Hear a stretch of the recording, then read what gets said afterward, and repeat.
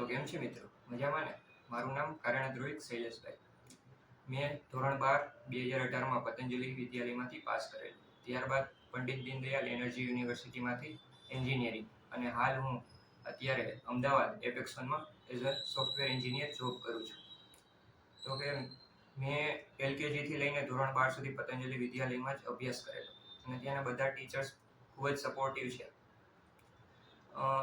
પછી સ્કૂલમાં ભણાવવામાં જોઈએ તો પણ જો તમને કોઈ ટોપિક ન આવડતો હોય તો તે ટોપિક ચાલતો હોય ત્યારે જ તમે ટીચર્સને પૂછી શકો છો, અથવા તો પર્સનલી જઈને લેક્ચર પૂરા થયા બાદ પર્સનલી જઈને પણ પૂછી શકો છો.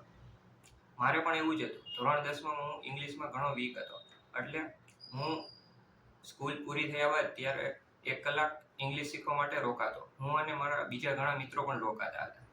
ત્યારબાદ ધોરણ 12 પછી આપણે જોઈએ તો કે JEE અને ઘણી બધી એન્ટ્રન્સ એક્ઝામ આવતી હોય છે. તો કે ધોરણ 12 પછીની JEE એક્ઝામની પ્રિપેરેશન પણ મેં સ્કૂલમાં જ કરેલી, અને JEE મેઇન્સ મેં ક્લિયર કરેલી અને એડવાન્સ પણ આપેલી, અને એડવાન્સની પ્રિપેરેશન પણ મેં સ્કૂલમાં જ કરેલી. ત્યારબાદ ઘણી બધી બીજી પ્રાઇવેટ યુનિવર્સિટીઓ જેમ કે BITS Pilani છે, VIT છે, તો કે આ બધી યુનિવર્સિટીઓ પોતાની અમુક એન્ટ્રન્સ એક્ઝામ લેતી હોય છે. તો કે આ એન્ટ્રન્સ એક્ઝામની જાણકારી ત્યારે મને નહોતી, તો તેની જાણકારી પણ મને પતંજલિ વિદ્યાલય થ્રુ અને તેમના ટીચર્સ થ્રુ જ મળેલી, અને એ એક્ઝામની પ્રિપેરેશન પણ મેં કરેલી અને એક્ઝામ પણ આપેલી.